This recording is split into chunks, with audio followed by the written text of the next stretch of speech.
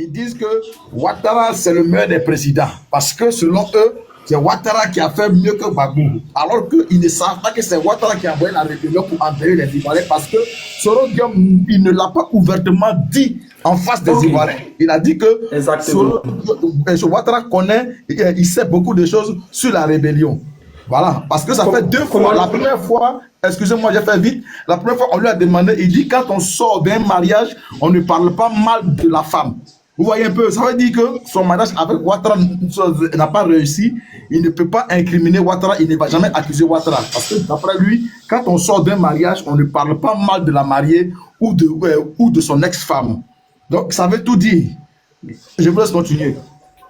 Commandant, je vais donner 2 exemples. Puisqu'il y a ma maman Nina qui est là et que le commandant a parlé du mariage, je vais donner un exemple. Commandant, tout à l'heure, si vous êtes avec votre chérie et que vous l'offensez et que vous voulez lui demander pardon, la première réaction d'une femme, elle dit, tu me demandes pardon pourquoi? Même quand elle a l'information, elle sait que tu l'as frustrée et que tu viens lui demander pardon justement pour l'acte que tu as posé, elle va te poser la question de savoir, mais pourquoi tu me demandes pardon? Simplement pour que tu le dises. Il n'y a pas de sous-entendu quand il s'agit de l'histoire d'un pays. Moi, je ne crois pas que le sous-entendu fasse partie des devoirs intellectuels quand il s'agit de l'histoire d'un pays. On a en face de nous des gens qui ont menti complètement sur l'histoire. Et lorsqu'on veut rétablir la vérité, on ne passe pas par des sous-entendus. Il n'y a pas eu de sous-entendu quand il s'est présenté comme le secrétaire général de la rébellion. Il n'y a pas eu de sous-entendu, ça a été clair, limpide, l'a même écrit dans un livre. Il n'y a pas eu de sous-entendu quand il a toujours félicité les Comzones, même aujourd'hui, pas plus tard qu'il y a quelques jours, lorsque Fofi est décédé. Il a salué Fofi comme un héros aussi. Il a salué Fofi comme... Il n'y a pas de sous-entendu. Pourquoi quand il s'agit de dire la vérité, on dit qu'il y a des sous-entendus? Il y a une chose qui est claire et qu'il faut comprendre. Moi, j'estime que la vérité ne vient pas lorsqu'on est frustré, mais la vérité vient lorsqu'on dit qu'on veut dire la vérité. Ce n'est pas parce qu'un mariage n'a pas réussi qu'on sort et qu'on dit parce que le mariage n'a pas réussi, je me rends compte que tous ceux qui disaient la vérité, tous ceux qui étaient autour de nous disaient la vérité. Les gens sont partis parce qu'on leur a proposé des choses, on leur a promis des choses. On ne leur a pas donné ces choses-là. Et c'est pour ça que ces personnes-là se sont désolidarisées. Ça, là, pour moi, je peux me tromper, je ne suis pas Dieu. Mais je crois que je pense que ce n'est pas un repenti sérieux. Parce que quand il y a un repenti sérieux, on dit, ben écoutez, depuis longtemps, vous nous demandez qui est le père de la rébellion. Je vous informe aujourd'hui que le père de la rébellion, ce n'est pas moi. Mais il a endossé. Aujourd'hui, quand on parle de père de la rébellion, il y a un seul nom. Ce n'est pas le secrétaire général de la rébellion, c'est Soro Guillaume. Parce qu'il n'a jamais dit qui était derrière lui. Donc, il a toujours couvert ceux qui étaient derrière lui. Bref, ça, c'est un autre sujet.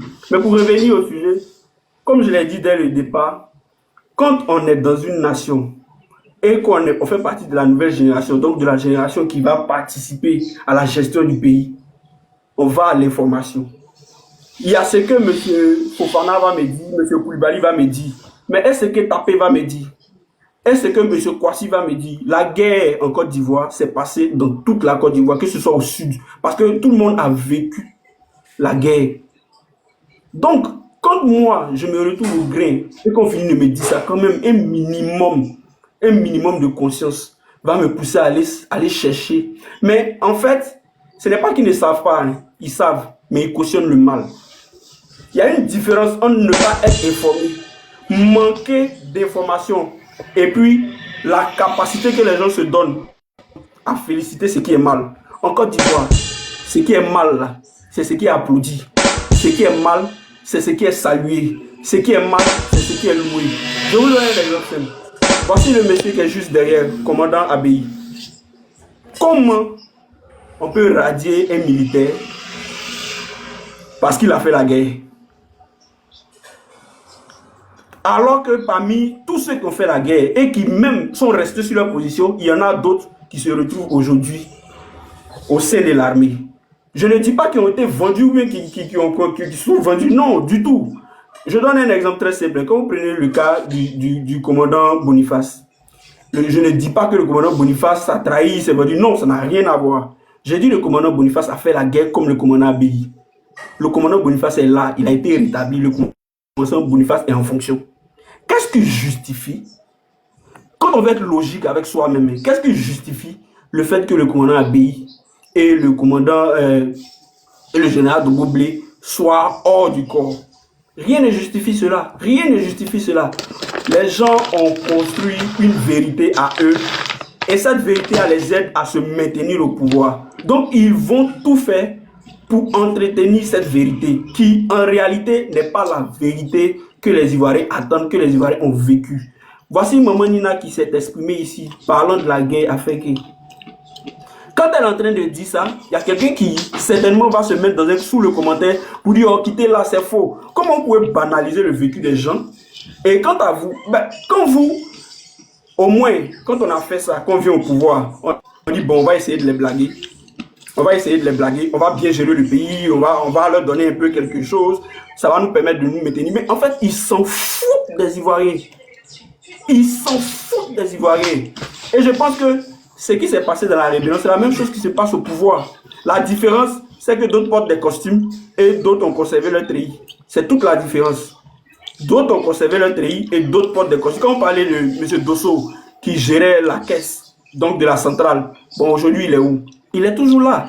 C'est de là. On parle de rébellion en rébellion, de rébellion en rébellion. Malheureusement, et ça c'est un cri de cœur que je lance à l'endroit de toute ma génération. Il y a des livres sur la Côte d'Ivoire. Ceux qui ont menti sur la Côte d'Ivoire, en dehors de Soro Guillaume, je peux me tromper, n'ont jamais écrit de livre pour confiner leurs mensonges dans les livres parce qu'ils savent que le mensonge peut courir. Le mensonge peut courir, mais le mensonge n'arrive jamais plus vite que la vérité. Et ils ne peuvent pas écrire parce que ce n'est pas cohérent. Ils ont fabriqué une histoire qui n'est pas cohérente. Ils ne peuvent pas l'écrire dans les livres. Allez aux informations. On a des gens, des sachants qui ont écrit. N'allez pas voir les gens du PPACI, n'allez pas voir les gens du PDCI, n'allez pas voir les gens du RHDP. Ils sont endoctrinés. Mais il y a des intellectuels, des personnes qui ont dit « Je suis un Ivoirien et j'écris pour laisser un récit à la génération à venir. » Allez à l'information, prenez les informations vraies et arrêtez de vous laisser endoctriner. Parce que si vous vous laissez endoctriner, le compte c'est quoi? La rébellion de 2002, elle subsiste encore jusqu'en 2026 actuellement. Si cette génération-là n'est pas corrigée dans sa mentalité, dans sa conscience, on va fabriquer des Zakaria bis, des Shérif Ousmane bis, des rebelles bis, qui vont refaire la même chose et on sera dans un cycle perpétuel. Mais cette chose-là, elle va s'arrêter un jour. Pourquoi je dis qu'elle va s'arrêter? Parce que on a des gens comme le commandant Bobby, on a des gens comme plusieurs autres qui relatent les faits. Voici pourquoi il faut toujours faire attention à ce que les gens disent. Il y a ce qui s'est passé et il y a ce que les gens racontent. Ce qui s'est passé peut être raconté sans un mensonge. Mais aujourd'hui, quand vous partez sur les panels des gens de l'autre côté, surtout les anciens rebelles, là, ils sont fiers d'avoir tué. Mais c'est grave en fait. Bon, comment vous pouvez converser, vous pouvez prendre des informations venant de ce genre de personnes, des gens qui ont tué avec joie, et ils sont prêts à refaire, ils le disent tout le temps. Tu as tué jusqu'à tu as pris le pouvoir. Le minimum là, c'est d'apporter un minimum de bien-être à ceux qui sont là. Mais tellement qu'ils s'en foutent de ce pays-là, tout ce qu'ils veulent là, c'est traiter la Côte d'Ivoire comme ils ont traité les zones qu'ils avaient occupées. Si vous remarquez bien le schéma de ce qui se passe en Côte d'Ivoire et de ce qui se passait dans les zones sous contrôle des rebelles, vous allez voir, rien n'a changé. Je vous dis que rien n'a changé. C'est juste que le pouvoir n'est plus entre les mains du secrétariat général, mais le pouvoir a été donné à une présidence. C'est toute la différence. C'est toute la différence. Voilà quelqu'un qui me dit être dans la vérité, c'est être endoctriné. De quelle vérité est-ce qu'on parle? John Gauthier. Être dans la vérité, est-ce que c'est être endoctriné? Il faut chuter en 30 secondes, on va passer à autre chose, pas les répondre. Donc, vraiment, commandant, merci beaucoup. Moi, j'ai appris beaucoup de choses par rapport à la guerre parce que pendant la guerre, on était confinés dans nos maisons, on fuyait. Et grâce à ces panels-là, on a appris beaucoup de choses sur le volet opérationnel. Merci beaucoup, merci au commandant Dangonebi. Et on prie pour que tous ces généraux qui étaient là puissent mieux se porter pour voir la Côte d'Ivoire de demain. Je vous remercie. Ok. Dangonebi, mon commandant, ouvre ton micro, s'il te plaît, Dangonebi. Oui, j'étais un peu désolé. Ouais. Dangonebi, qu'est-ce que tu peux nous dire sur le gendarme Angaté Ala Moïse qui a été écrit comme un mouton? Est-ce que tu l'as connu? Le gendarme Angaté Ala Moïse qui a été sacrifié Oui, à Boaké oui, sous la bâche. oui, je vois de qui tu parles, mais lui, je l'ai pas connu, parce qu'il faut dire qu'il a été déjà aux premières heures de la rébellion, et donc il y a beaucoup de gendarmes comme ça qui sont passés des vies à trépas, qu'on n'a pas eu le temps de connaître. Bon, ceux qui sont revenus de la zone rebelle vers la zone gouvernementale qu'on a pu croiser et qu'on a pu connaître, c'est comme ça qu'on a pu tisser des liens professionnels avec ceux-là. Sinon, ceux qui ont été déjà dès les premiers jours de la rébellion, bon, on n'avait pas, on savait que c'était des gendarmes dans une unité, mais on n'avait pas d'informations conséquentes parce qu'on n'avait pas travaillé ensemble. On n'avait vraiment pas travaillé ensemble et donc on n'avait aucune information véritable sur lui. Voilà. D'accord, mon commandant, il y a un peu trop de bruit là Ouais. où vous êtes. Ouais, attends, je me déplace, c'est le ventilo. Ah, comme il fait chaud, il fait chaud. Il y a Voilà, un et peu là, trop ça de va? bruit. Est-ce que vous pouvez nous en dire plus sur les 500 millions que le colonel-major Jean-Noël Abbaye a refusé? Vous qui étiez sur net des camps, est-ce qu'on peut en savoir plus? Oui, mais ce cas-là, je crois que le commandant, je crois que le colonel-major lui-même, il est monté sur le panel pour le dire. Il y en a qui ne croient pas à ça, parce qu'ils pensent que tout le monde est accro à l'argent. Il y en a, quand on parle de ça, ils ne croient pas. Voilà. C'est vrai que vous devez savoir une chose. Le colonel-major Jean-Noël Abbaye, c'est quelqu'un qui a des convictions. Il a des convictions et parmi les convictions qu'il a, les convictions qui dominent, ce sont les convictions religieuses. Et au-delà des convictions religieuses, lui, il n'a pas de convictions politiques parce que ce n'est pas un politicien. Lui, c'est des convictions religieuses. Et puis, la conviction la conscience professionnelle. Voilà, voici les deux entités qui animent le colonel-major Abbaye. Quand il pose un acte, il peut faire semblant de regretter, mais ne pensez pas qu'il regrette. Il ne regrette pas. Hein. Il est il campe sur sa position et il assume. Voilà. Lui-même, il a dit sur ce panel ici. Et je le répète, Dobo Blé, 500 millions. Ahmed Bakayoko s'était proposé de verser 500 millions, un demi-milliard à chacun de ses officiers et à leurs éléments.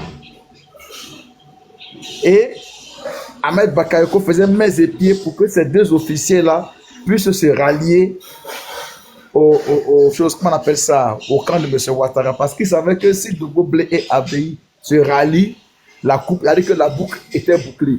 Parce qu'ils avaient réussi à mettre de leur côté le commandant supérieur, ils avaient réussi à prendre de leur côté le chef d'état-major, sauf que du côté de la gendarmerie, il y avait un certain Abbaye Jean-Noël qui était toujours debout et qui maintenait le flambeau de la gendarmerie debout. Et de l'autre côté, il y avait le général Dobo Blé et il y avait le colonel Echo Boniface. Et donc, Mangou s'étant déjà livré, tous les autres, les capitaines, les commandants Bassanté, Alio de l'UGN, le lieutenant-colonel Bousso Goyi du BTI, le colonel Aka Baouli du bureau des choses informatiques, tous ces gars-là, ils étaient dans la poche de Ouattara, tous ceux-là. Il n'y avait que le commandant Jean-Noël Abbaye avec ses éléments et le général Dobo Blé, y compris le colonel Boniface. Donc, Ahmed Bakayoko s'est proposé d'acheter la conscience de ces deux officiers supérieurs-là. Bon, de cet officier général qui est de Boblé et de l'officier supérieur qui est le commandant Abbaye. Il a proposé 500 millions. 500 millions là, c'est un demi-milliard. Hein. C'est un demi-milliard. On peut bouffer ça jusqu'à... Mais ils ont dit non. On ne veut rien devoir à qui que ce soit. On ne mange pas à la table de la compromission. Vous allez penser que peut-être que Gbagbo leur avait donné l'argent. Mais quand il allait au palais présidentiel, qu'est-ce que Gbagbo lui a dit? Elle dit, Abbaye, tu veux me quitter pour rejoindre le RHDP? On m'a dit que tu veux partir aussi au RHDP comme Allah. Donc c'est une affaire de baoulé. Il a dit, monsieur le président, ce n'est pas une affaire de baoulé, c'est une affaire de défense de la République. Je sais la République et je me tiens aux côtés du chef de l'État que vous êtes pour défendre les institutions de la République. Vous voyez, il a dit ça à Gbagbo en face. Parce que Gbagbo pensait qu'il allait prendre l'argent pour partir aussi au Golfe. Gbagbo avait pris l'argent, Gbagbo avait pris l'argent, ils allaient partir au golf. Abbé a dit non, il a dit en face à Gbagbo non. Vous voyez? Et donc, il est resté digne dans ses bottes. 500 millions, c'est pas 500 francs. Malgré toutes les propositions qu'on lui a faites, il a dit non. Voilà, il a dit non. Il est resté droit dans ses bottes jusqu'au jour d'aujourd'hui.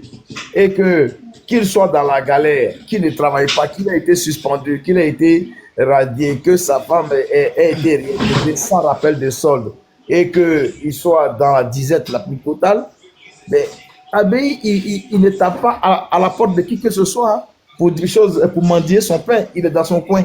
Ce que Dieu lui donne, c'est ce qu'il prend. Si Dieu ne lui a pas donné, il ne prend pas. Il est là, il regarde. Il n'est jamais allé faire la coubette devant le pouvoir en place pour dire ouais, réintégrez-moi, j'ai besoin de travailler parce que j'ai faim. Jamais, il est toujours resté dans son coin. Y compris le général du Boblé. Voilà, c'est pour dire que les gens, ces deux officiers ne sont pas attachés à l'argent. Ils ne sont pas attachés aux biens matériels. Sinon, ils auraient vendu leurs unités. Les rebelles auraient pu prendre possession de Agban en bonne et due forme. Ils allaient livrer le camp de gendarmerie d'Agban aux rebelles. Ils allaient prendre le camp et ils allaient faire n'importe quoi. Et là, ils auraient la puissance de feu pour pouvoir neutraliser n'importe quelle force qui allait venir en face. Mais sauf que ça n'a pas été le cas. Parce qu'il y a un monsieur à Agban, parce que je rappelle que le général commandant supérieur qui était sur Kassaté était au camp. Le général de brigade Afro Yao Raphaël, qui était le chef, le commandant supérieur adjoint, était là, mais personne ne donnait les ordres. Hein. C'est Abbé Sama qui donnait les ordres, mais personne ne donnait les ordres. Ces deux généraux-là étaient là. Il y avait le lieutenant-colonel Ndri Akabe qui était là. Lui c'était silence radio. Même il y avait le commandant Bassanté de l'Union qui était à Agban, c'est lui qui était le patron des snipers et puis des artificiers, silence radio. Il y avait le lieutenant-colonel Dosso Goyi, chef du bureau de télécommunications et informatique, silence radio. Au contraire, c'est lui qui donnait toute la position des FDS sur le terrain aux rebelles. Donc, malgré tous ces gens-là, c'est Abbé qui donnait les ordres à Agban, c'est lui qui était prêt à défendre la caserne, à défendre les institutions de la République, bec et ongle. Voilà. Donc, voilà un peu ce que le pendant Abbé Jean Nouvel a fait. Grâce à lui, la caserne d'Agban est restée debout. Parce que c'est lui qui a émis toutes les stratégies, toutes les tactiques et stratégies militaires pour que la caserne reste debout. Si ce n'était pas lui, je vous dis, avec tous les officiers, le capitaine Krau, Auguste, le capitaine Anoma Hugues Anselme, tous ces gars-là, le commandant Bassanté, tous ceux-là, ils étaient au domicile des Bassanté en train de siroter leur petit vin, leur petite bière. Ils étaient déchaussés, batterie, t-shirt, ils étaient chez Bassanté en train de se la couler douce. Je cherchais de quoi je parle. Tous les officiers dont j'ai parlé là, ils étaient chez le commandant Bassanté, le commandant de l'hygiène, en train de s'asseoir là-bas et d'attendre la suite des événements et laisser le commandant Abbé Jean Nouvel tout seul avec ses adjoints en train de défendre le camp à la gendarmerie d'Agban. Vous voyez. Et donc, Abbé n'était pas l'officier qui commandait sur la caserne. Non, lui, il commandait une unité spécialisée rattachée à la présidence. Celui qui commandait la caserne, là, d'abord, c'était Ndri Aka Benjamin. Et ensuite, il y avait Kassaraté, de par sa présence, était l'officier général commandant supérieur de la gendarmerie, qui était domicilié à Agban, qui était la première personnalité militaire la plus gradée en charge de la caserne. Et donc, ça n'a pas été le cas. Tout était mis entre les mains d'Abbé. Donc, on a fait ce qu'on a pu. Voilà. On a fait ce qu'on a pu. Après, l'ancien qui a donné le plan, Gbagbo a dit Abbé, Boniface et de Boblé, baissez les armes. Arrêtez de combattre. C'est bon. Voilà, c'est bon. Quand tu te bats avec un étranger dans ta maison, c'est ta famille qui va détruire. C'est bon, je ne veux pas que... Parce que là, c'est la France qui est en train de nous attaquer. Ce n'est pas les rebelles. Vous avez fait ce que vous avez pu, mais là, maintenant, là, c'est un autre niveau. Là, maintenant, c'est la France. Voilà. Donc, baissez les armes. Si c'est moi qui veux, ils n'ont qu'à venir me prendre. Voilà comment Abbé, de Boblé et Boniface, ils ont dit, bon, le président a parlé. En même temps qu'ils ont fini par les avions continuaient de bombarder le palais présidentiel jusqu'à ce que les gars prennent le président Laurent Gbagbo. Et pendant qu'on bombardait le palais présidentiel, on bombardait la caserne d'Agban. Les gars bombardaient le camp des marins à Lokodiro. Les gars, tous les camps militaires étaient sous le feu ennemi. Mais pour la caserne d'Agban, c'est Abbé qui a organisé la résistance. Parce que figurez-vous que depuis le 28 mars, on avait coupé l'électricité à Agban, on n'avait pas de ravitaillement, on n'avait pas de nourriture, on n'avait rien. Et la caserne était bouclée. Et en plus de ça, le lieutenant André Aka Benjamin avait demandé au lieutenant Dorgelès de monter un groupe pour attaquer la caserne de l'intérieur pour pouvoir provoquer une implosion pour que la rébellion puisse mettre pied dans la caserne. Dorgelès, comme c'était un de nos collègues qui avait comment on appelle ça, la conscience professionnelle et qui était beaucoup lié au commandant Abéi comme moi, il a fait part de ça au commandant Abéi. On est allé chez Kassaraté, devant Kassaraté. Dorgelès a pris son téléphone. Il a appelé le lieutenant André Aka Benjamin et il a mis le téléphone sur haut-parleur. Il dit, mon colonel, vous m'avez demandé de recruter des gens pour essayer de mettre sur la caserne, pour essayer de provoquer une implosion. J'ai eu des éléments, ils sont au MES, il reste maintenant à les armer et puis à accroître le nombre de ces derniers-là. André Aka Benjamin dit, c'est du bon travail. Devant Kassaraté qui a entendu ça, il a entendu, hein. Au parleur, il a entendu le lieutenant-colonel André Aka Benjamin dit, c'est du bon travail. Ceux qui sont là, il faut déjà commencer à les buffer et puis on va les équiper, puis on va essayer d'accroître leur nombre. Là, la Kassaraté, il n'a pas appelé Benjamin pour lui dire, pour lui faire des reproches ou bien pour le mettre aux arrêts pour haute trahison, parce que c'était une trahison portée d'abord contre l'arme qui est la gendarmerie, ensuite contre la République. Parce qu'il demandait à ce que des gendarmes attaquent des gendarmes au sein de la caserne pour que les rebelles puissent prendre la caserne. Kassaraté, qui était complice, n'a pas levé le petit doigt. Abéi a pris tout de suite, il a tout compris. Il a dit, bon, ok, les gars, on ne peut compter que sur nous-mêmes. Donc là, on compte sur nous-mêmes. Voilà comment il a mis une stratégie en place. La première stratégie, c'était d'enlever toutes les munitions, des choses dans les poudrières, aller les cacher dans les logements. Tous les chats ont été dissimulés dans les bananiers, sous les bambous de Chine. En tout cas, où on pouvait cacher les chats, on est parti les cacher. On a vidé le parc à chats, on a vidé les poudrières. C'est ce qui nous a permis de tenir, parce que quand ils nous ont bombardé de 22h jusqu'à 5h du matin, les rebelles voulaient venir prendre possession du camp d'Agban, pensant qu'Agban était tombé. Mais c'était mal nous connaître. On leur a infligé une de ces corrections. C'est là qu'ils ont dit, ah non, Agban est toujours debout, Agban n'est pas tombé. Et on a dit, bon, venez prendre Agban comme vous voulez prendre Agban. C'est comme ça qu'on s'est battu jusqu'au 11 avril, date à laquelle le président Laurent Gbagbo est tombé. Ils n'ont pas pu mettre pied dans la caserne d'Agban.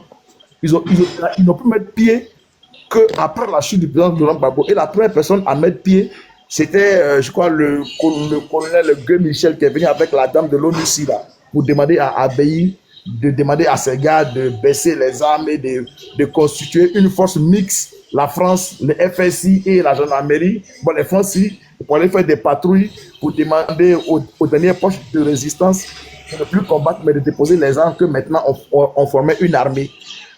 Abéi dit, lui, c'est pas de son ressort. Et puis il était en civil, c'est là que Michel dit, mais toi, on vient te voir dans ton unité et puis tu es en civil. Abéi s'est trouvé, puis il a regardé, il dit, c'est moi, mais tu veux voir, ou bien c'est ma tenue, tu veux voir.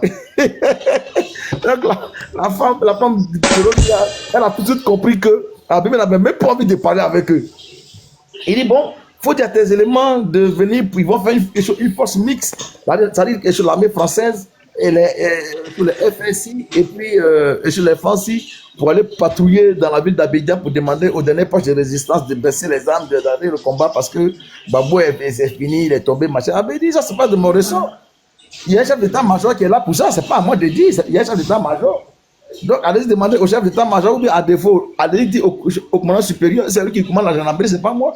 Moi, je défends ma caserne, donc c'est pas moi que vous avez vu voir.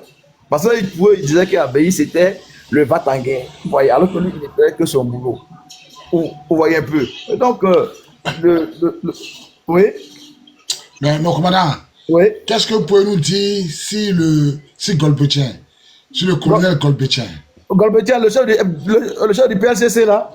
Le chef de la PLCC, oui. Il était au fond des prévoyances militaires, lui. Il était lieutenant là-bas, lieutenant-capitaine là. Il était là-bas au fond des prévoyances militaires là.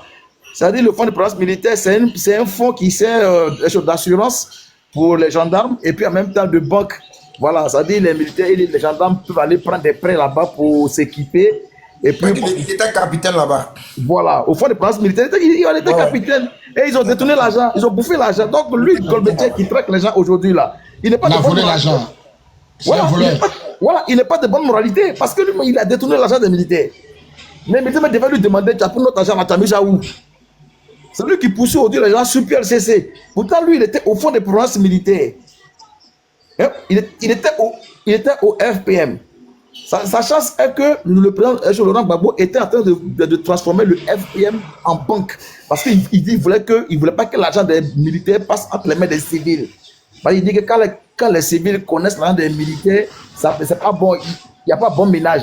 Donc il souhaiterait que les militaires eux-mêmes gèrent leur argent. Donc il voulait transformer le fonds de programme militaire en une banque d'investissement et de crédit pour les militaires. Et donc, il était en train de faire ce projet-là quand ils ont détourné l'argent et puis Golbetier a été envoyé en prison. Et c'est là qu'il y a eu la crise post-électorale et puis tout le projet a capoté. Sinon, Golbetier serait en train de rendre compte aux militaires qui allaient l'attraper là. De toute façon, ils allaient le battre. Il a détourné tout l'argent du FPM. Lui et puis il y avait un autre de la marine là, un collègue de la marine là, qui était le directeur du FPM. Ils ont détourné l'argent. Il était en prison. Et lui, son domicile est collé au domicile du commandant Abbaye. C'est-à-dire le domicile de Golbetier là, c'est collé au domicile du commandant Abbaye. C'est-à-dire que les deux domiciles se donnent dos. C'est-à-dire que l'un fait face à un côté et l'autre fait face à la route. Donc, puisque j'étais chargé de la surveillance du domicile du commandant Abbaye, on ne peut pas rester sur un point pour le surveiller, il faut faire la ronde. Donc j'ai fait la ronde autour, machin, je vois un domicile, j'étais avec mon binôme, j'ai pris sa porte, j'ai dit, la porte est ouverte, hein. Il dit ça là. Donc on pousse, on regarde, qu'est-ce qu'on voit? On voit la photo de Golbetier. Il dit, ah ça c'est Golbetier, le gars qui a volé la FPM là. On va dans la maison de Golbetier, dans son salon, dans le couloir d'abord, les prospectus de la Centre Dramane Ouattara, photo de campagne. Il y avait écharpe, il y avait poster, il y avait prospectus, il y avait tout ce que vous pouvez imaginer pour la candidature comme matériel de campagne pour un candidat d'un parti politique. Un gendarme, Golbetier, il avait toute l'arsenal de campagne. Il y avait écharpe, il y avait casquette, il y avait calendrier, il y avait prospectus, il y avait tout ce que vous pouvez imaginer de Ouattara, RDR, RHDP dans sa maison. Là, j'ai demandé, il dit, mais c'est qui? Il dit, non, c'est Golbetier, il est en prison actuellement.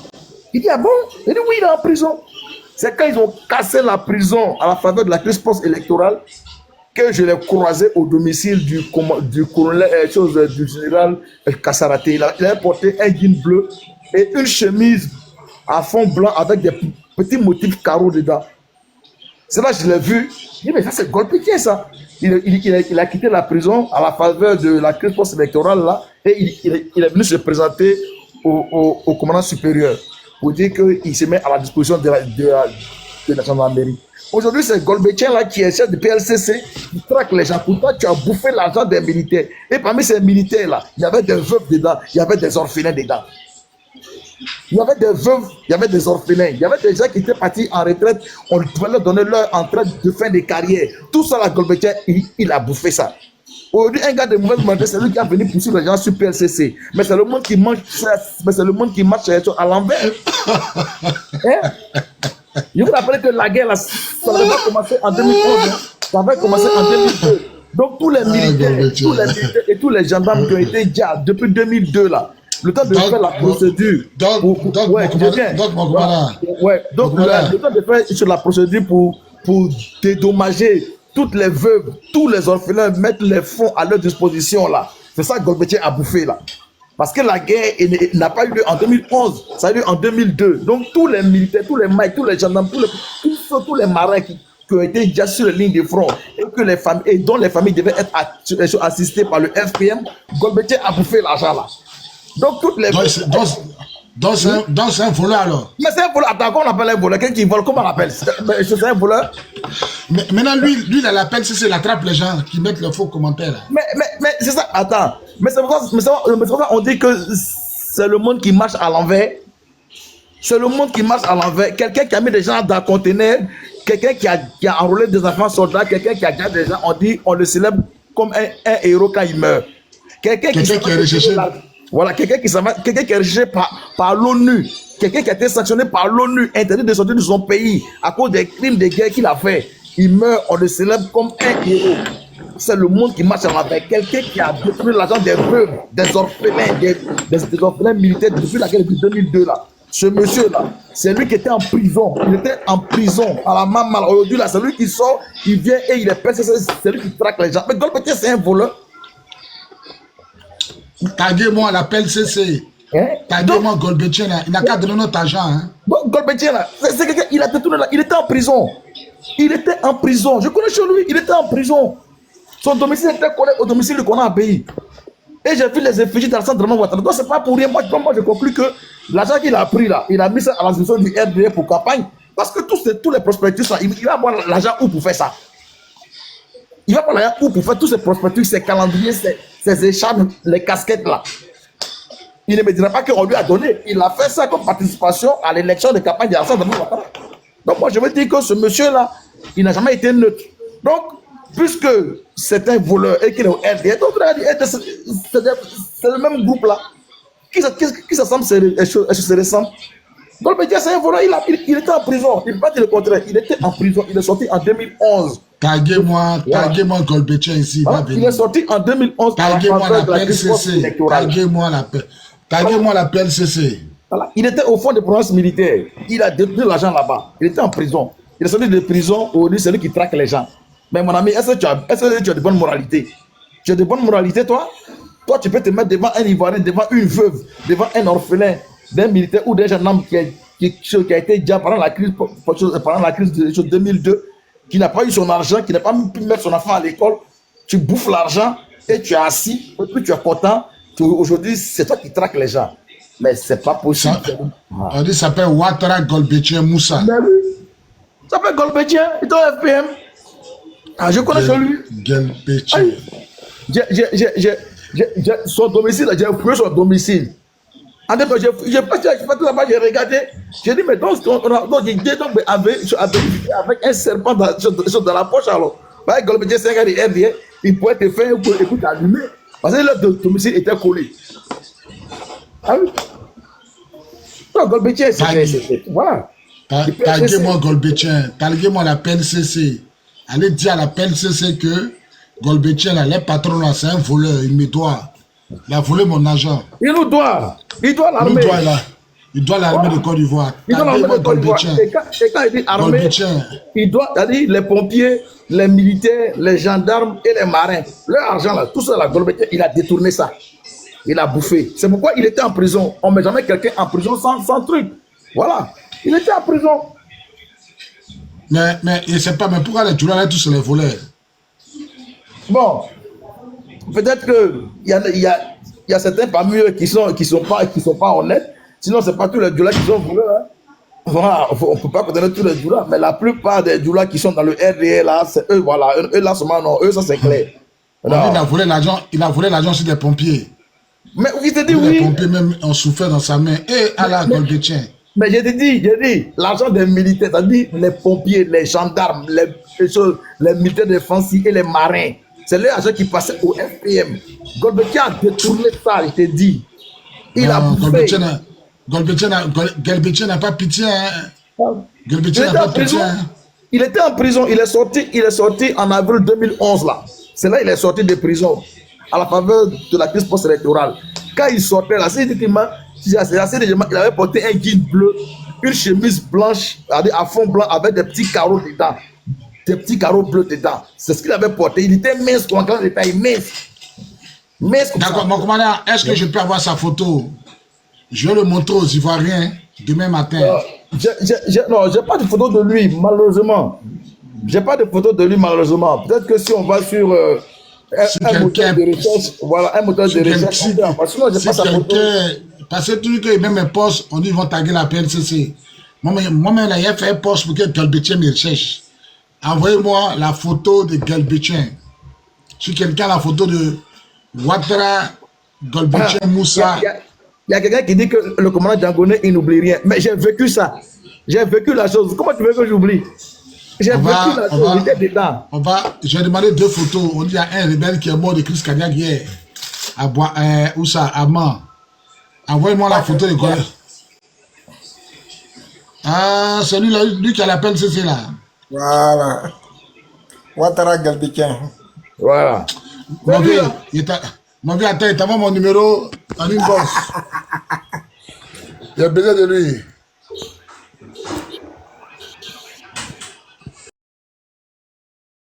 Vous êtes là, allez-y. Ouais, je suis là. Non, mais puisque tu as demandé à savoir, non, mais c'est lui, il a affamé les familles des militaires, franchement. Il les a affamés. Voilà, il les a affamés. Il y en a même ceux qui partaient toujours à la retraite là. Ils ne pouvaient pas avoir leur argent parce que Golbettier a mis fait dedans. Voilà, ils ne pouvaient pas avoir tout l'argent. Les gars, ils étaient obligés de pouvoir négocier avec eux, leur donner une partie et puis après donner une partie parce qu'il n'y avait pas les sous, parce que Golbettier a mis fait dedans. Donc c'est lui aujourd'hui qui va venir se targuer d'être une autorité de répression des Ivoiriens, sachant que tu n'es pas un modèle. Mais mon ami, laisse-nous rire là. Esprit. Ouais. On veut pas Esprit. Il a te donné mon numéro, hein. Donc tu prends en Faut même temps. m'envoyer. Demain, tu as changé de numéro encore. Faut m'envoyer seulement. 60 renversés. D'accord. 60 renversés. Je comprends. Hein. Voilà, donc Golbettier, ceux qui veulent dire que Golbettier c'est un gars de bonne moralité, j'ai dit c'est faux. Non, Voilà. mais en fait, nous comme commandant l'a dit tout à l'heure, tu sais, nous, on est orphelins.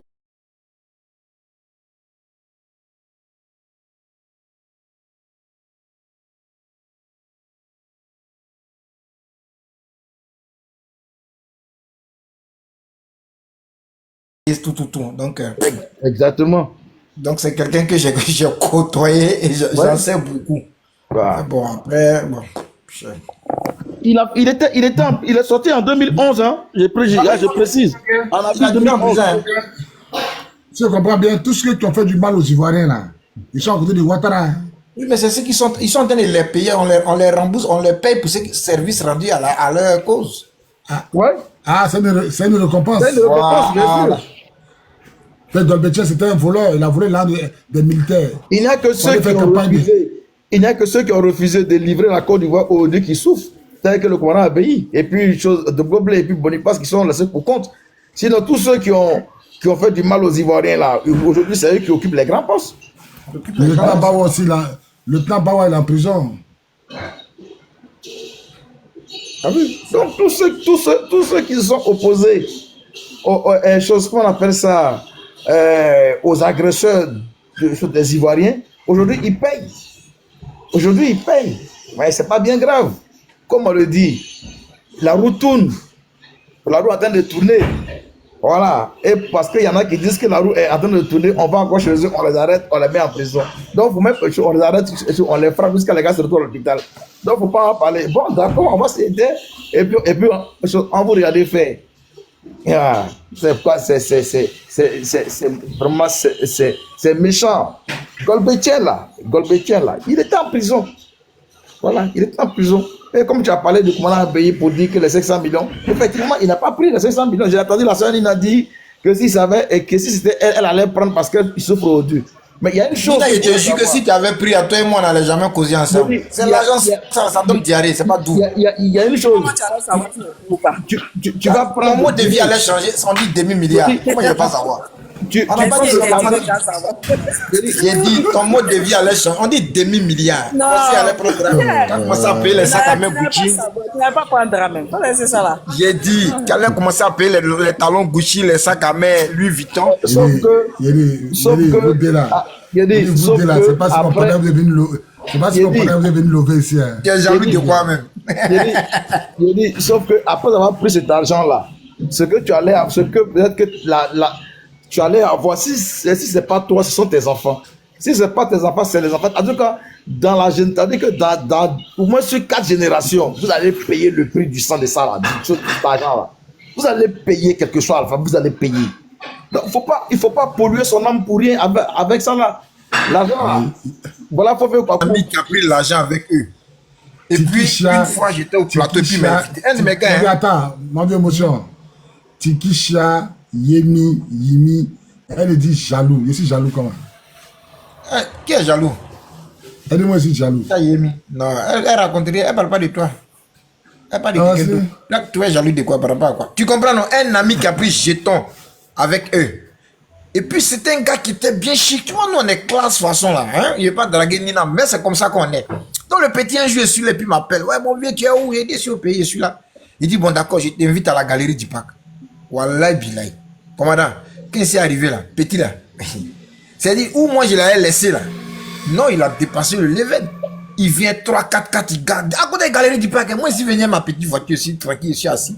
Je vois cortège, j'ai dit, mais c'est qui ça? Regarde, c'est mon petit qui vient comme ça. Hein.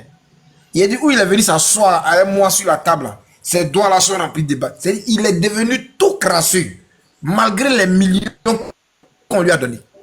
J'étais assis, quoi, puis je le regarde. Il m'a dit, c'est comment? Il dit, non, tranquille, il habite à Bata maintenant, il a acheté ça. Il dit, mais c'est comment? Il dit, Joe, moi, d'abord le pouvoir, hein. Si tu veux, donc c'est ton Dabali là qui est là. Et toutes les bagues qui sont dans tête, tous ces dents là sont devenus jaunes. Bon, si c'est pour avoir l'argent, puis rester comme ça là, c'est quoi la vie? C'est pas mieux, il a bouffé mes 100 000 un peu. Il a pas dit avoir milliards et puis rester comme ça. Rentre dans jaune en blanche, là. Lui, il sait pas où on fait ça, quoi. Il sait où on fait ça, mais c'est des pactes qu'on signe en fait. Quand tu prends l'argent du diable, c'est comme ça. C'est un pacte. T'as dit, ben, t'as d'abord les jetons cadeaux. On t'a pas les jetons cadeaux, hein. C'est l'argent de l'Union européenne, c'est pas pacte, c'est l'un des bons. Ah, l'un des Unions européennes. Mais ils te donnent pas ça cadeau, hein. Ils te donnent ça, il y a Ramba dedans. Tu prends puis à feuille. Maintenant, après, là. Et mais va venir chanter sur ton nom. Nina Amoun, on lui a donné 500 millions. Elle a d'abord, la voici qu'elle a. Bon, c'est notre fille. Et puis on t'humilie à tout moment. À tous les carrefours, tu es humilié. C'est ça qui est vilain pour eux là. C'est pas des gens qui vont te donner un jeté. C'est comme ça, ils sont. C'est pas seulement à ce niveau-là. C'est pas seulement à ce niveau-là. Il faut non, je vais dire au plan spirituel là. Regarde, commandant, voilà le colonel Guy Michel. Je t'ai expliqué son histoire la dernière fois. Le colonel Guy Michel, c'est quoi il n'a pas d'abord eu? Mais aujourd'hui, là, je te promets que pour l'homme que j'ai connu, là, le papa que moi j'ai connu, là, je te promets que le monsieur, là, il ne dort pas tranquille. Il n'est pas à l'aise dans sa peau. Je le connais. Il ne peut pas être tranquille dans sa peau. C'est comme ça, si nous vont te donner l'argent, là, tu peux prendre un puis t'asseoir chez toi. Mais toi-même, là, tu marches comment dans la rue? Et maintenant, là, tu vois, c'est pour ça qu'ils sont des gens, ils s'en foutent. Ils s'en foutent parce que leur vie ne leur dit plus rien. Souvent, mais je les regarde, monsieur, là, quand il dit là, il revient ou bien pas. Ils s'en foutent de la vie. Et la vie ne leur dit absolument rien. Pour eux, là, l'instant qu'ils sont en train de vivre, là, c'est ça qui est important. Le reste, là, c'est pas ça qui est leur problème. Mais c'est pas une vie. Voilà ce qu'on leur reproche. Sinon, l'argent, là, tu peux prendre, puis tu as d'abord, et puis il n'y a rien. Mais toi-même, tu dors comment? Tous ceux qui ont pris de l'argent aujourd'hui, et puis ils sont restés avec eux, là. Vous regardez, regardez leur mode de vie. Regardez le Ouattao. Regardez Ouattao. Ouattao avec quel mode de vie? Est-ce que quand moi on me fait le récit des ABI, le récit de l'autre là, Dogo Blé, le récit de l'autre là, comment il s'appelle? Il y a un autre encore, Boniface, Conan. Ouais, c'est tout seul. Non, les CK là, ça c'est ancien. Bon, je parle de 2010 là, quoi. Tu sais, de 2010. Oui, mais CK c'est en 2010 aussi. CK, il était là en 2010. Aïe, CK, il va pas dire. Ah bon. Moi, je vois ABI, je vois Boniface, je vois qui encore? Oui, vas-y. Et puis celui de la marine là, comment il s'appelle celui de la marine? Baba Fosigno. Vagba Fosigno. Ouais, des noms qui m'ont marqué quoi. Tu vois donc ceux-là, ceux-là m'ont trop marqué, les Vagba Fosigno, les Dogo Blé, les Boniface, Conan, les ABI. Moi, c'est des gens que j'ai vraiment, il y a dit, on tapait dans partout quand on était dans le quartier. On dit non, ceux-là, ces éléments-là, sûrement, Babo est là. Ah, on ne savait pas que c'était aussi. Alors, tu vois ces personnes-là, on se taguait la poitrine à cause d'elles parce que c'est des personnes vraies. Vagba, il est parti en prison, il est resté assis là-bas. Dogo est parti en prison. Ils étaient assis tranquillement dans leur prison. Ils ont fini leur prison. Ils sont sortis, non. Ils sont allés s'asseoir tranquillement chez eux. Ils n'ont pas de problème avec quelqu'un. Hein. Mais imagine maintenant, eux, leur collaborent. Vagba, là, il vit encore. Il est là, il a chose à Bognoa, il est chez lui au village, il est à Bognoa. Ah, d'accord. Tu comprends? Voilà des gens comme ça, là. Ils sont sortis de prison, ils n'ont pas de problème avec quelqu'un. Logiquement, pour des gens qui veulent la réconciliation, quand vous, ces gens-là, vous les sortez là, vous les mettez à des postes. Parce que c'est des officiers ou ils sont retraités, ils ont plus leur retraite en prison là-bas. C'est quoi le projet? Ils sont sortis là, mais regardez leurs camarades officiers qui ont trahi la République là, qui sont actuellement dans le pouvoir là. Ils sont même pas à l'aise. Bon, toi, je regarde un peu. Nous, on a fait la rébellion, on a mis Ouattara au pouvoir.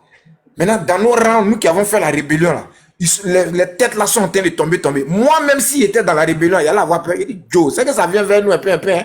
Voilà, et on dit, il a hier matin, hier nuit. Ça vient un peu. Donc, moi, même s'il était avec eux là, il a commencé à craindre. Joe, qu'est-ce qui se passe? On va se poser que c'est pas un, c'est pas deux. C'est plus d'une dizaine qui ont déjà. Quand c'est comme ça, là, toi-même, là, tu réfléchis pas un peu, tu te poses pas un peu de questions. Ah, ça vient de faire des jalousies, hein. Joe, on a assis. Est-ce que vous imaginez-vous, on est en train de faire panel.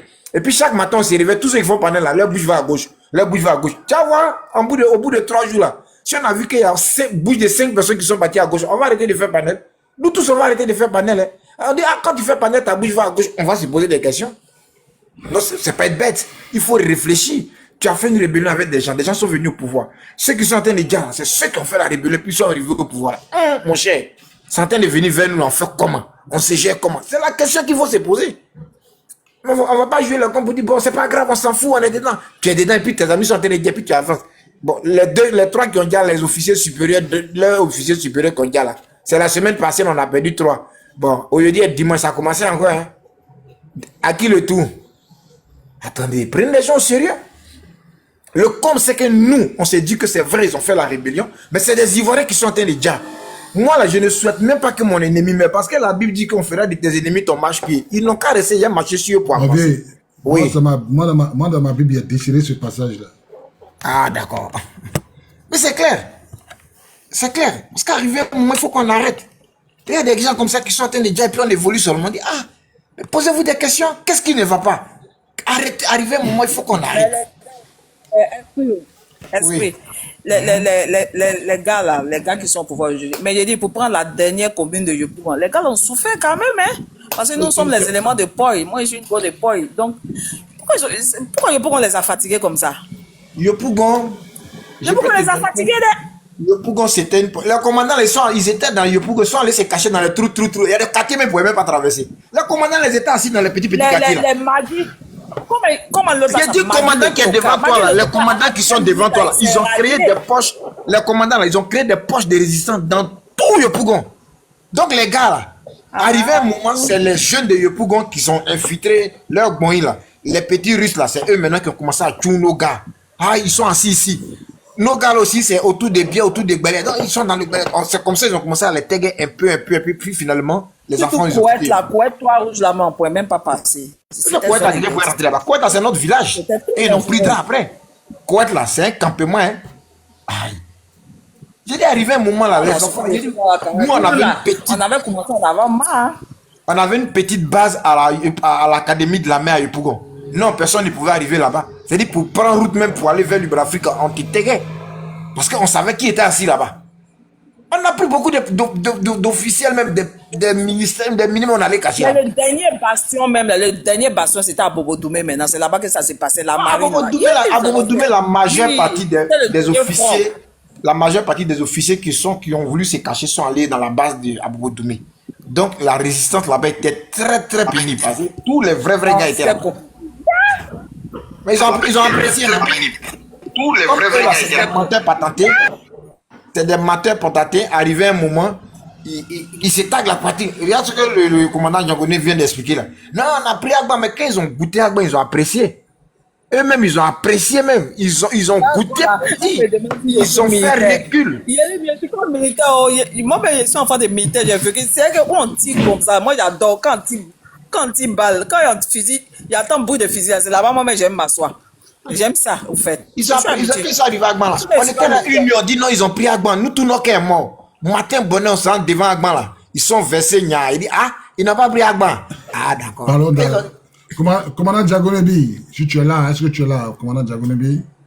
Je suis là. Parce que le commandant Djagonebi, ils ont tenté de prendre Agban combien de fois? C'est plusieurs fois, hein. Ils ont plusieurs fois tenté de prendre Agban. Ah oui, ça, on ne peut pas compter. Là, ouais, ils ont essayé d'abord dans la nuit du 18 au 19 septembre. Ils ont essayé, ils n'ont pas pu prendre. Voilà, ils ont battu en brèche. Et là, maintenant, ça c'est mieux en rébellion. Donc maintenant, la caserne, même maintenant, il y a eu une réarticulation de tout le dispositif de défense de la nation. Là, maintenant, on s'est porté maintenant du côté maintenant des choses, de la ligne de front. Voilà, là c'était une attaque, c'était un coup d'État manqué, 18-19 septembre, qui s'est mué en rébellion. Donc maintenant, puisque les rebelles, on dormait, ils n'ont pas pu prendre le camp, il fallait maintenant que on continue sur le travail, c'est-à-dire les chasser hors du pays.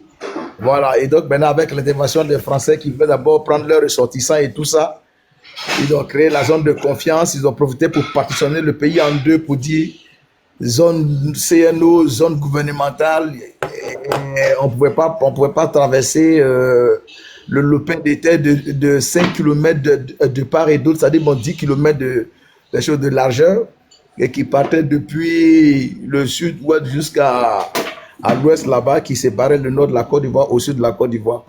Sinon, la caserne d'Agban, ils ont essayé. Voilà. Parce qu'à chaque attaque militaire de choses, c'est Agban, ils viennent. Soit il y avait deux coins. Non, il y en avait trois. Il y avait Agban, il y a Agban, il y a la RTI et puis il y a l'école de gendarmerie. C'est les trois points sensibles que les gens attaquent toujours. Quand ils veulent faire leur coup d'État, là. Voilà. Soit la RTI, soit l'école de gendarmerie, soit Agban. Donc c'est les trois points qui attaquent à tout le monde. Gendarmes là, vous êtes forts, vous les gendarmes là. Non, il n'y a pas beaucoup de traites parmi vous. Hein. Mais les militaires là, c'est des traites. Les militaires, non. Pour les acheter, c'est trop facile. Nina, jeter ton coin, hein. Commandant. Il faut jeter. C'est quel comportement ça là? Nina, et tous. Alors, quels sont ces légèretés là?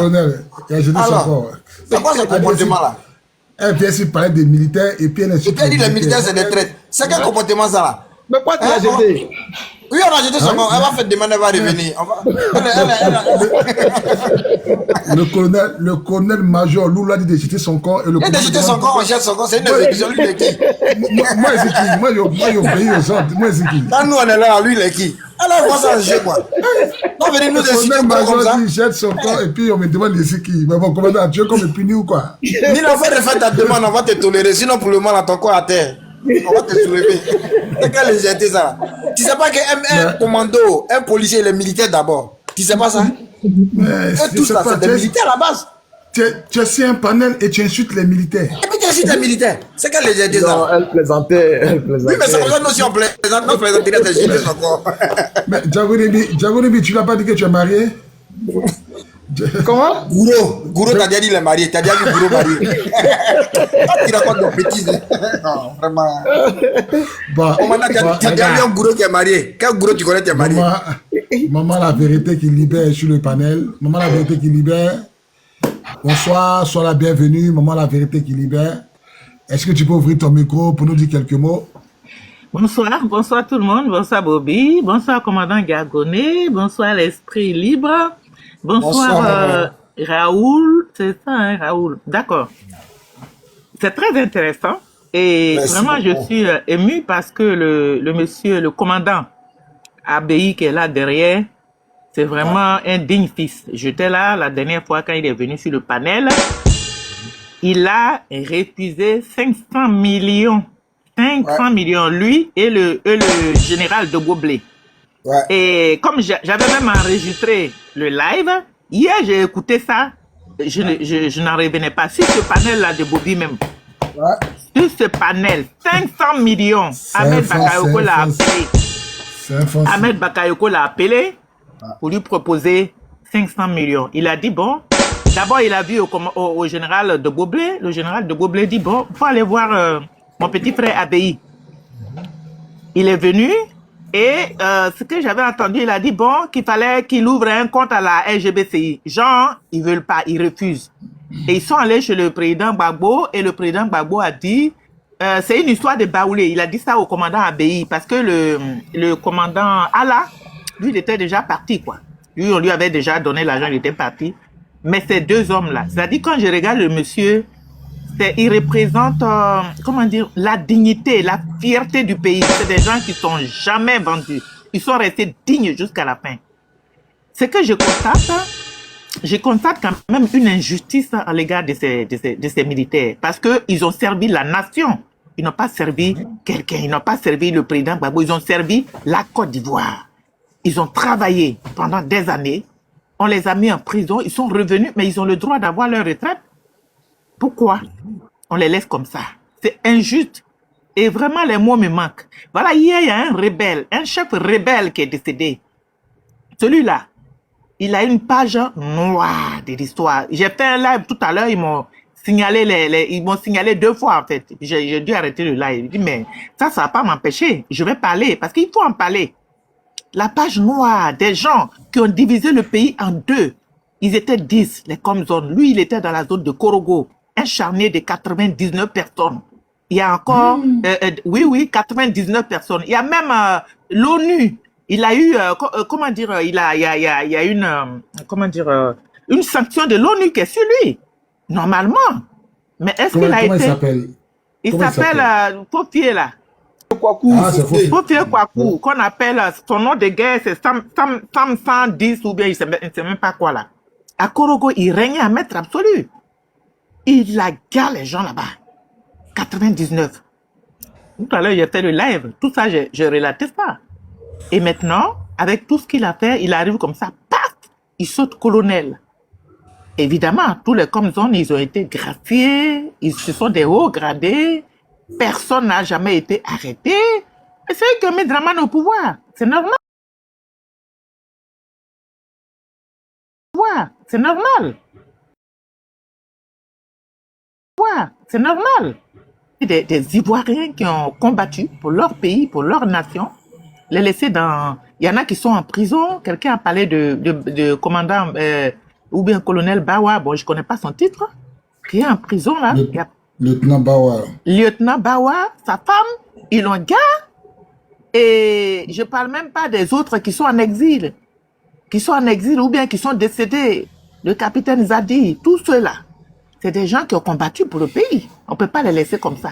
Sans vous oublier, vous qui êtes là, qui relatez les faits, qui nous informent de ce qui s'est passé. Parce que nous, on voyait seulement à la télé. Mais en profondeur, c'est vous qui étiez sur le terrain. Donc, permettez-moi vraiment de vous remercier déjà, de vous féliciter, et puis de vous dire que nous sommes avec vous. Maintenant, toutes les personnes qui sont ces rebelles là, qui sont au pouvoir, qui sont des généraux, devenus des généraux, des colonels et tout ça. Bon, évidemment, il n'y a pas eu de justice parce que les gens disent pourquoi Ouattara ne les arrête pas, mais il ne peut pas les arrêter. C'est eux qui l'ont mis au pouvoir. Eux, ils l'ont mis au pouvoir, ils ont essayé. Et puis d'ailleurs, sans la France, Ouattara n'allait jamais prendre le pouvoir. C'est la France qui a combattu. C'est elle qui a bombardé la résidence. C'est elle qui a fait le combat. Il y avait la France, il y avait l'ONU. L'ONU, si, là. C'est pour ça que quand les gens me disent l'ONU, là. L'ONU, dites-moi, c'est dans quel pays l'ONU a envoyé la paix? En Côte d'Ivoire, là, l'ONU, est-ce que c'était pour la paix? Non. L'ONU combattait, ONU, si, là, combattait aux côtés des rebelles. Aux côtés des rebelles. Que quelqu'un me dise le contraire. L'ONU peut rien faire. L'ONU, c'est le système. C'est le système. Le système qui voulait s'emparer de la Côte d'Ivoire, de ses ressources. Et depuis des années, depuis belle lurette, ils ont formé ce monsieur-là, ce Dramane Ouattara, qui soi-disant était économiste, mais laissez-moi vous dire que toutes ces personnes dont on parle, qu'on dit que ce sont des économistes, machin, ce sont des Young Leaders. Young Leaders, c'est quoi? C'est une organisation qui est créée aux États-Unis là-bas, qui est formée, ils forment même des Français, hein. Qu'est-ce qu'ils choisissent qui? Mais les personnes les plus, excusez-moi du mot, mais des plus bêtes, les personnes qui ne sont pas intelligentes. On peut leur donner les diplômes. Les diplômes, ça se fabrique, hein. Ici, là, les diplômes, moi, je suis dans le système. Ça se fabrique.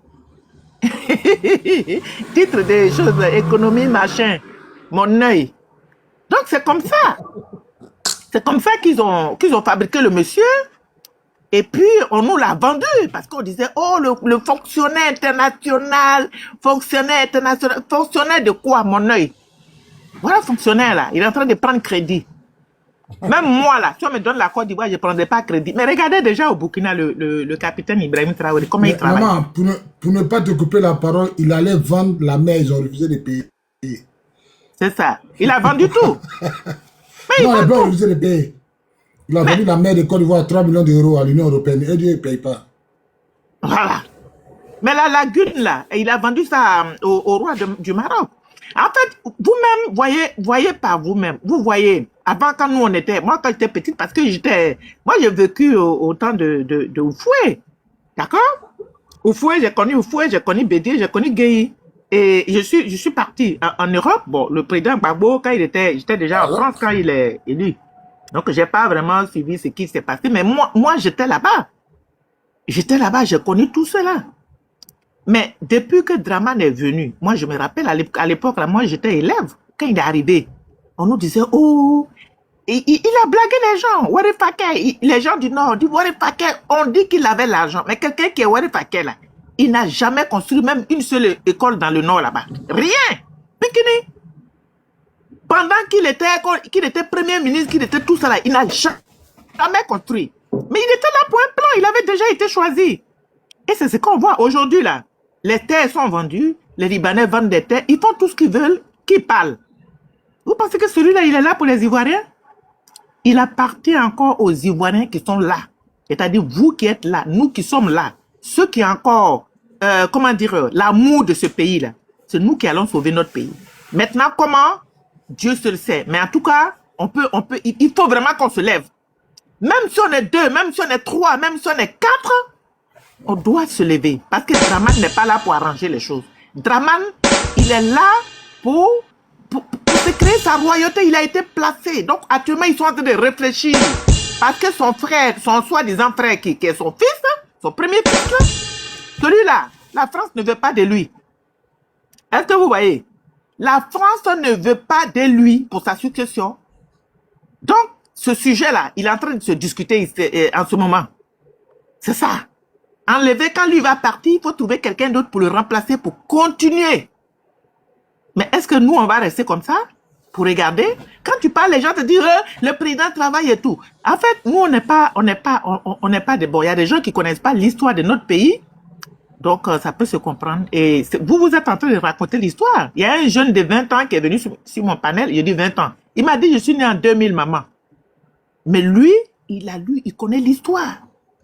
Il connaît l'histoire de notre pays. S'il y avait encore des gens, des jeunes comme lui, pour qu'on connaisse la vraie histoire, nous, on la connaît.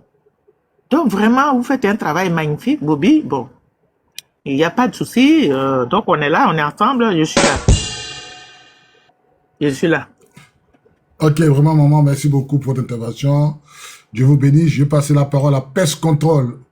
Pest Control, ouvrez votre micro, vous avez la parole. Bonsoir chers tous, bonsoir chers miens, bonsoir enfants de grossesse légitime, bonsoir ayant droit. Alors nous avons constaté une série de décès au niveau des militaires. Bien évidemment, pour les Africains dont l'esprit et la conscience a été mis à la disposition de divinités étrangères, ils vont sauter un peu partout dans tous les sens comme des araignées chinoises qui ont la diarrhée. Mais nous, ça ne nous engage pas. Pourquoi? Parce que nous ne suivons pas le Dieu de miséricorde, mais plutôt le Dieu de justice. Si moi je prends ma voiture pour aller rendre visite à autrui dans son village en Côte d'Ivoire, sur le chemin je fais un accident, je cogne un enfant de son village, c'est accidentel.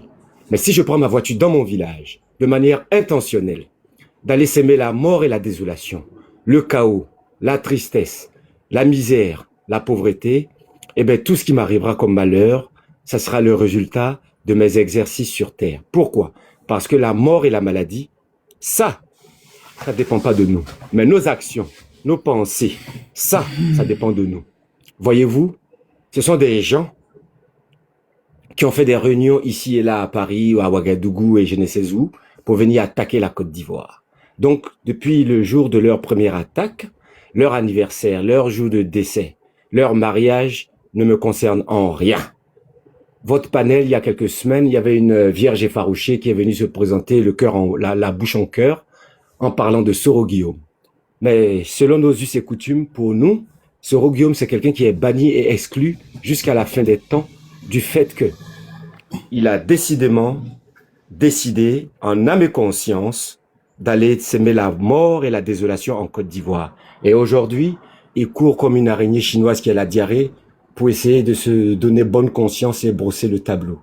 Mais ton casier judiciaire humain, c'est-à-dire ton passage sur Terre, tu ne peux pas l'effacer comme tu effaces quand tu fais une photo tableau à l'école.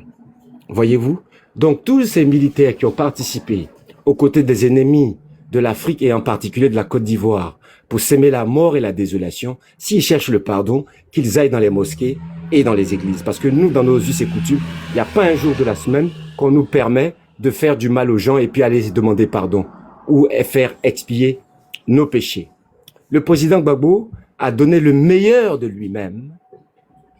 peut-être avec moins d'expérience au niveau gouvernemental, parce que le PDCI a eu la Côte d'Ivoire pendant plusieurs décennies, et quand ils ont pris le pouvoir, malheureusement, ils n'ont pas pris certains gens intègres du PDCI comme Dirkab pour les guider sur le chemin afin de savoir quel est le serpent qui est en face. Voyez-vous, les coups qui se passent en Côte d'Ivoire où on te parle de oui, Bousmani, musulman, Djoula, Bété, nos parents sont tellement ridicules. Pourquoi? Parce que ce problème-là, quand tu regardes au Cameroun, ils utilisent la carte des Bamileke, au Zaïre, ils utilisent la carte des Balouba, au Mali, ils utilisent la carte des Peuls, en Guinée-Conakry, ils utilisent la carte des Peuls, au Rwanda, ils ont utilisé la carte des Tutsis, et c'est toujours le même processus. Et nous, comme on ne se penche jamais sur des questions sérieuses, mais plutôt sur tout ce qui est idolâtrie, folklore et sensationnel, on passe à côté de l'essentiel. Voyez-vous? Et c'est très dommage. Toutes les personnes qui ont participé à la destruction de l'Afrique terminent toujours très mal. Vous pouvez regarder par exemple Mobutu par exemple, après le coup qu'il a fait à Lumumba. Il était un proche de Lumumba. Sur 6 garçons, il lui reste plus que un, Manda. Mais le reste, tous morts. Voyez-vous? Parce qu'il y a un prix à payer quand tu trahis l'État-nation. Quand tu trahis ton peuple, il y a un prix à payer. Toutes les personnes qui ont participé à la rébellion, qu'ils soient jeunes ou vieux, volontairement ou involontairement, moi, ce n'est pas ma responsabilité.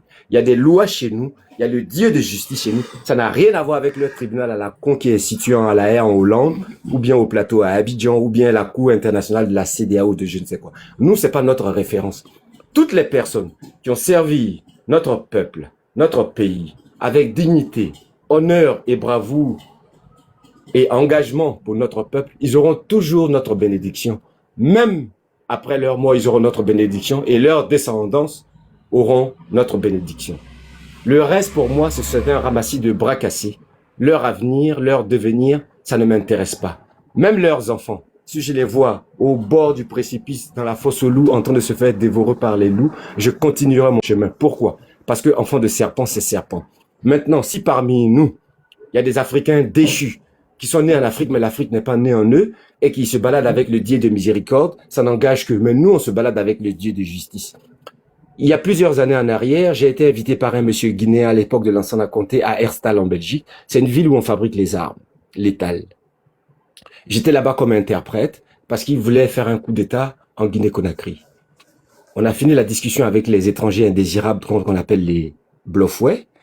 Dans la voiture, je lui ai dit, ah, moi, tu sais, je suis ivoirien, mais les Guinéens ne sont jamais rentrés chez moi pour semer la mort et la désolation. Donc, par conséquent, je ne pourrais participer à aucune forme de déstabilisation ou de bain de sang dans ton pays. Si tu cherches des gens pour t'accompagner dans ta mission, comme porte-parole ou quoi que ce soit, parce qu'ils sont éloquents, à Bruxelles, il y a beaucoup de gens matérialistes. Tu peux regarder dans la communauté noire à Bruxelles. Voyez-vous? Donc, la vie est un choix. J'entends des nègres fragiles dire, oui, Soro Guillaume, il était jeune, il ne savait pas, on l'a embobiné. Non, on l'a pas embobiné. Il a décidé en âme et conscience. Voilà la différence entre les autres et nous. Voilà pourquoi l'Afrique a des difficultés aujourd'hui. Parce qu'on se réfère plus aux lois précédentes, mais on se réfère aux lois venues des peuples qui ont pénétré chez nous par effraction avec des mœurs bizarres qui, eux, se font accompagner par la légalité chez toi et non la légitimité. Quand on parle de légalité ou de légitimité, Alassane Ouattara, par exemple, légalement, il est le président de la Côte d'Ivoire, c'est vrai. Mais légitimement, il ne l'est pas. La légitimité, c'est nous qui la donnons. On ne se l'arroge pas par la force. Pour moi, jusqu'à présent, mon président, c'est le président Gbagbo légitime. Voyez-vous? Ça, c'est la différence. Nos parents, il y a une confusion chez eux au niveau cérébral parce que ils ont mis leur conscience à la disposition de divinités étrangères qui, eux, ont des éternels des armées. Ils font des trucs de guerre. Ils font des trucs de lapidation. C'est pas nos valeurs, ça. Chez nous, tu ne peux pas sortir de chez toi, matin à Abidjan, pour aller dans le quartier de Trouy, pour aller faire du mal. Si tu vas chez eux, qu'il y a un accident, quelqu'un est décédé, ah, c'est un accident. Mais volontairement, comment ils ont pénétré en Côte d'Ivoire, afin de semer la mort et la désolation.